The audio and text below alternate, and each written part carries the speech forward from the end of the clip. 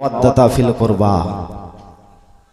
আল্লাহ রাব্বুল কায়নাত বলেন, হে আমার হাবিব, জানিয়ে দাও যে তোমাদের কাছে কোনো পরিশ্রম চাইছি না, একমাত্র আহলে বায়াতের ভালোবাসা চাইছি। জোরে বলুন সুবহানাল্লাহ। আহলে বায়াতের ভালোবাসা কে বলছেন? আল্লাহ। এ নবী জানিয়ে দাও তাদেরকে যে তোমাদের কাছে কোনো পরিশ্রম চাইছি না, একমাত্র আহলে বায়াতের ভালোবাসা, আল নবীর আওলাদকে ভালোবাসা। ব্রাদার মিল্লাতে ইসলামিয়া আহলে বায়াতকে ভালোবেসে যদি ইন্তেকাল করতে পারেন, নবী আমার বলেন, যে ব্যক্তি আহলে বায়াতের সঙ্গে মহব্বত রেখে কবরে গেল, সে যেন জান্নাতে চলে গেল। জোরে বলুন সুবহানাল্লাহ। নবী আমার আরো বলেন, যেই ব্যক্তি আহলে বায়াতের সঙ্গে মহব্বত রেখে ইন্তেকাল করলো, আল্লাহ তার গুনাহ রাশিকে ক্ষমা করে দিল। জোরে বলুন সুবহানাল্লাহ। নবী পাক সাল্লাল্লাহু তাআলা আলাইহি ওয়াসাল্লাম হাদিসের মধ্যে ঘোষণা করেন, হুসাইনুম মিন্নি ওয়া আনা মিনাল হুসাইন। হুসাইন হচ্ছে আমার থেকে, আমি হচ্ছি হুসাইন থেকে। যারা হুসাইনকে ভালোবাসলো তারা নবীকে ভালোবাসলো, যারা নবীকে ভালোবাসলো তারা হুসাইনকে ভালোবাসলো, যারা হুসাইনের সঙ্গে দুশমনি রাখলো তারা নবীর সঙ্গে দুশমনি রাখলো। ব্রাদার মিল্লাতে ইসলামিয়া হুসাইনের সঙ্গে দুশমনি না রেখে মহব্বত রাখুন, কাজে দেবে। ব্রাদার, যদি আপনি দুশমনি রাখেন কি হবে?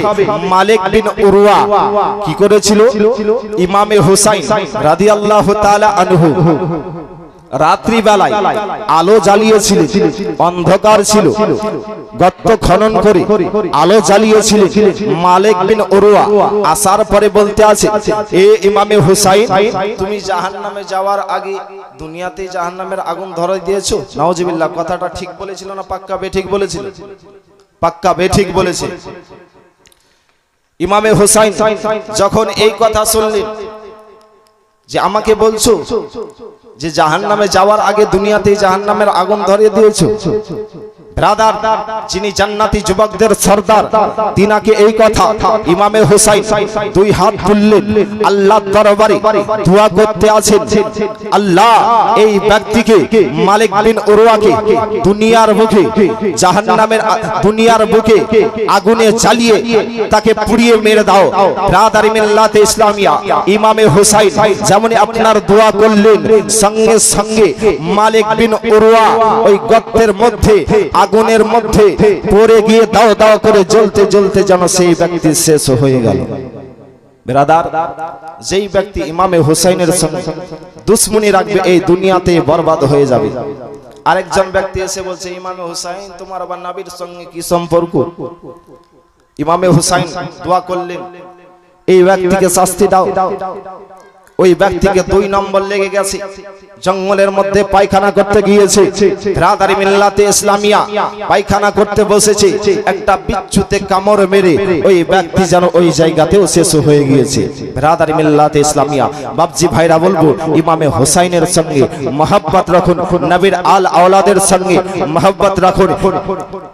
ব্রাদার, যদি মহব্বত রাখেন তাহলে কি হবে? আসুন, ইমামে হুসাইন রাদিয়াল্লাহু তাআলা আনহু মা জননীকে হারিয়ে মদিনার গলিতে ঘুরে বেড়াচ্ছেন। ইমামে হুসাইন রাদিয়াল্লাহু তাআলা আনহু একদিন একটি খেজুর গাছের নিচে যেন বসে রয়েছেন। দ্বিতীয় খলিফা বাদশা ওমর ফারুক রাদিয়াল্লাহু তাআলা আনহুর ছেলে আব্দুল্লাহ খেজুর গাছের উপরে উঠে যেন পাকা পাকা খেজুর গুলা খায়, আর গিট্টি গুলা আপনার নিচে দিকে ফেলে দেয়। এই বাদশা ওমর ফারুকের বিষয় জানতে হলে একটা নকশা দিয়ে দিই।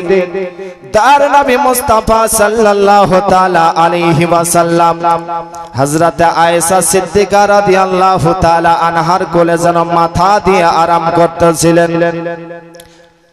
বিবির কোলে মাথা দিয়ে আরাম করা হচ্ছে নবীর সুন্নাত। জোরে বলুন সুবহানাল্লাহ। দার নবী মুস্তাফা সাল্লাল্লাহু তাআলা আলাইহি ওয়াসাল্লাম হযরত আয়েশা সিদ্দিকা রাদিয়াল্লাহু তাআলা আনহার কোলে যেন মাথা দিয়ে আরাম করতে আছেন। হযরত আয়েশা সিদ্দিকা একবার নবীর দিকে তাকিয়ে তাকিয়ে দেখতে আছেন, একবার যেন আসমানের তারকার দিকে তাকিয়ে তাকিয়ে দেখতে আছেন। নবী আমার বলে, ও আয়েশা, তুমি একবার আমার দিকে তাকিয়ে তাকিয়ে দেখছো, একবার আসমানের তারকার দিকে তাকিয়ে তাকিয়ে দেখছো, তোমার মনের মধ্যে কি আছে বলো বলো। নবী আমার বলেন, ও আয়েশা, তুমি মনের মধ্যে এটাই ধারণা করেছো যে আসমানের যত তারকা দেখা যাচ্ছে ওই তারকার সমান আপনার কোন সাহাবীর বা গোলামের নেকি আছে?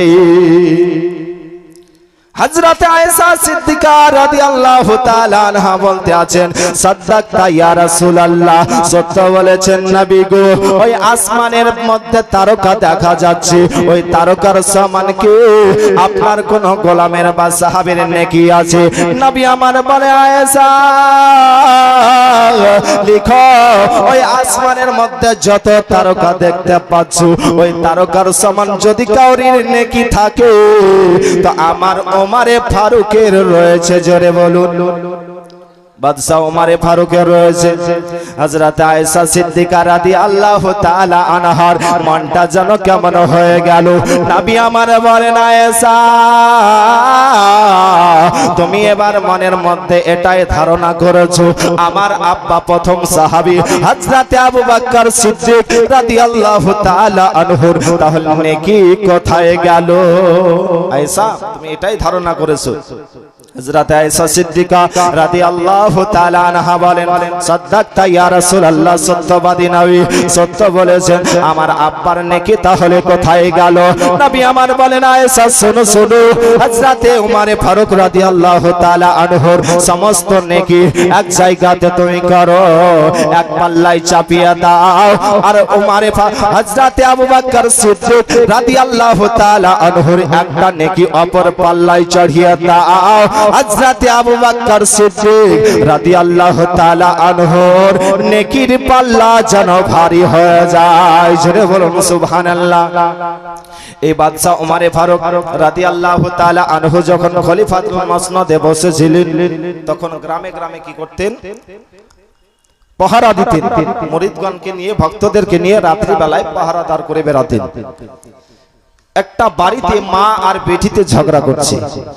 বেটি বলছে, মা, দুধের মধ্যে পানি মেল করি। মা জননী বলছে, 5 কিলো দুধে হয়তো 1 কিলো যদি পানি দিই তাহলে মূল্যটা বেশি পাওয়া যাবে। বেটি বলতে আছে, মা, ওই মূল্য তোমার কাজে দেবে না।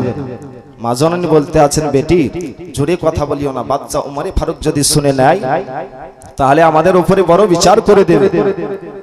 বিরাদার মিল্লাতে ইসলামিয়া উমরে ফারুক রাদিয়াল্লাহু তাআলা আনহু শুনে নিয়েছেন যে এই বাড়িটাতে ঝগড়া হচ্ছে। সকাল বেলায় তিনার ভক্তদেরকে বললেন, যাও অমুক বাড়িতে গিয়ে তার মা জননীকে এবং তার বাবাকে আমার কাছে নিয়ে আসো। বিরাদার মিল্লাতে ইসলামিয়া ভক্তরা যেন ওই মা জননীর কাছে এসে বলতে আছেন, আপনাকে বাদশা ওমরে ফারুক আপনাকে ডেকেছে, চলুন। মা জননী বলতে আছে, বেটি রে, যেটাই মনে করছিলাম সেটাই হয়ে গেল। বেটি রে, তোকে আর আমি বাড়িতে রাখবো না। বলে, কেন গো মা? বলে, বাদশা ওমরে ফারুক আমাকে ডেকেছে, হয়তো বড় বিচার করে দিতে পারে। বেটি বলতে আছে, মা গো, যাও যাও, তোমার উপকার হবে। বলে, কি উপকার? বেটি বলতে আছে, মা, বাদশা ওমরে ফারুকের দরবারে গেলে কমসে কম তো দুধে পানি দেওয়াটা তোমার বন্ধ হবে। বেরাদার মেয়েটা জানো বাদশা ওমরে ফারুক রাদিয়াল্লাহু তাআলা আনহুর দরবারে এসে হাজির হয়ে গেছেন।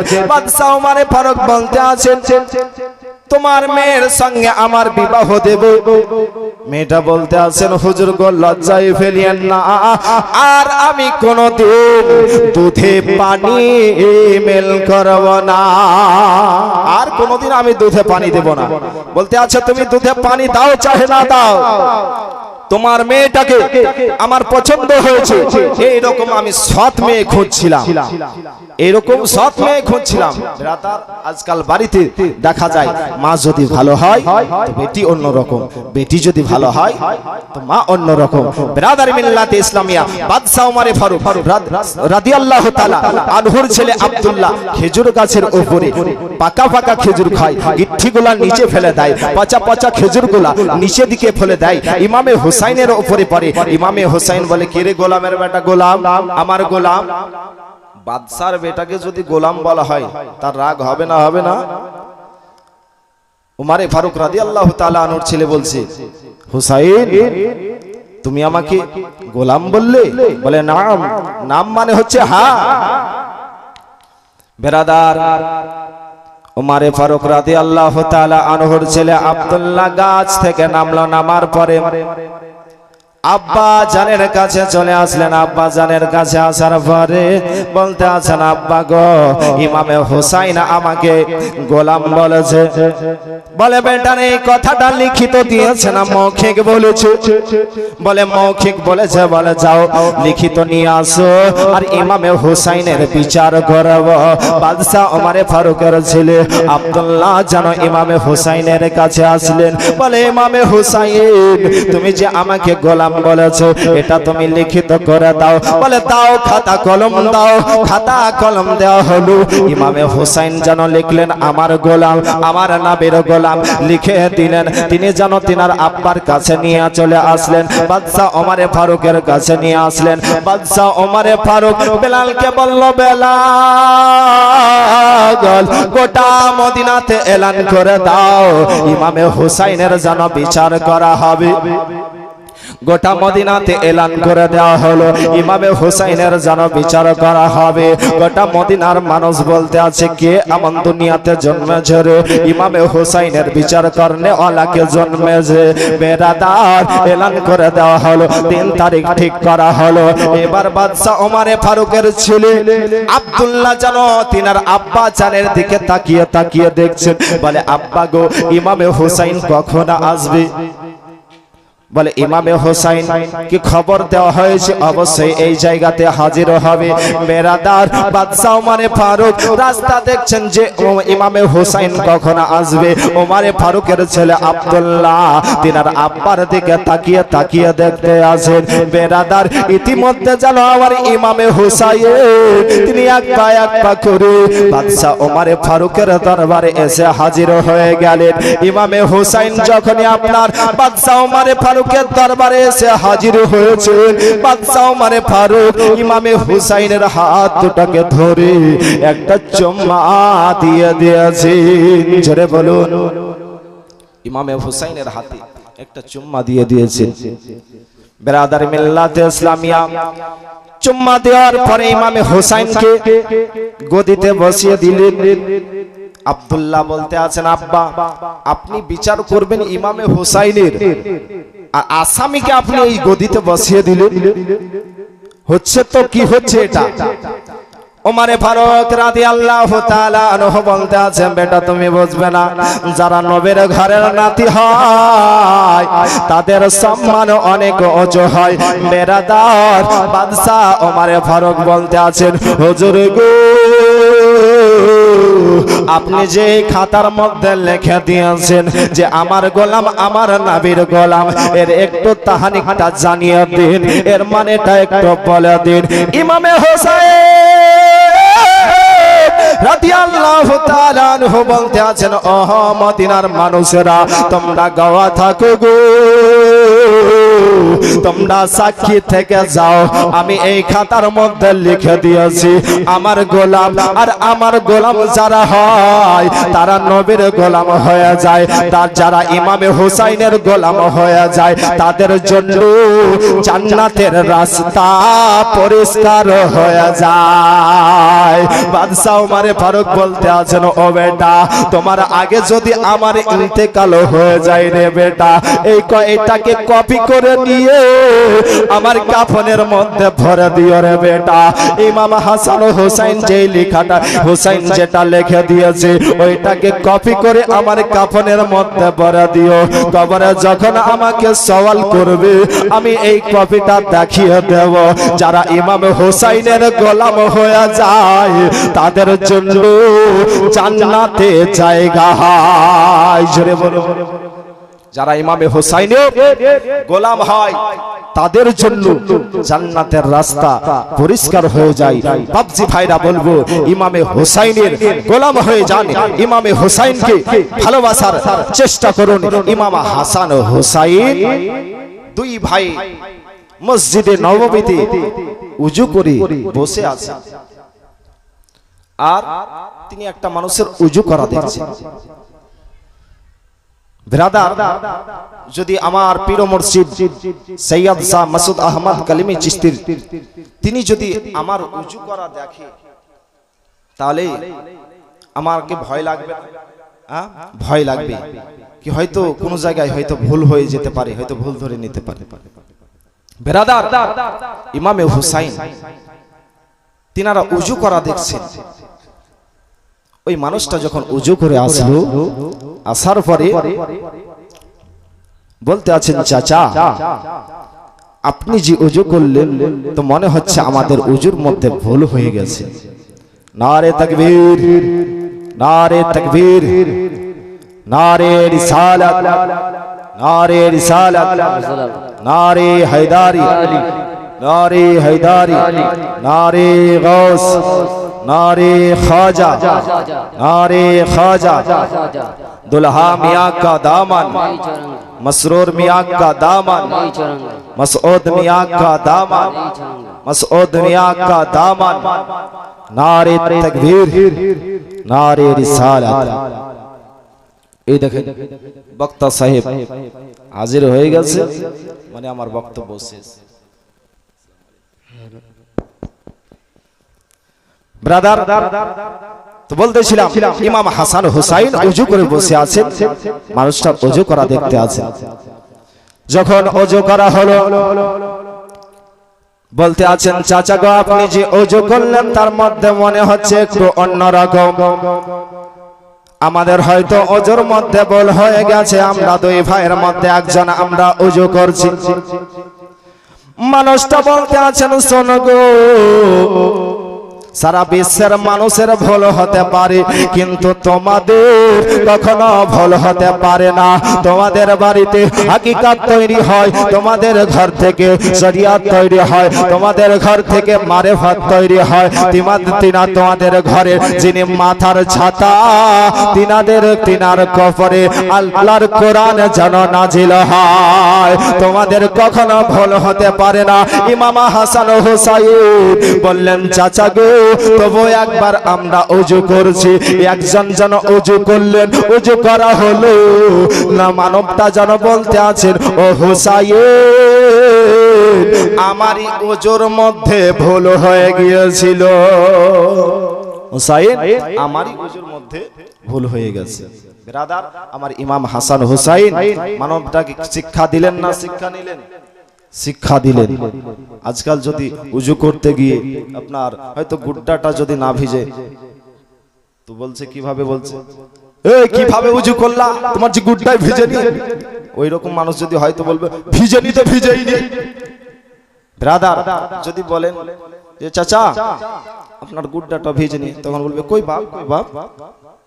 ব্রাদার মিল্লাতে ইসলামিয়া আদব লিহাজ দিয়ে কথা বলা দরকার। ব্রাদার, আর বক্তব্য লম্বা চওড়া করব না।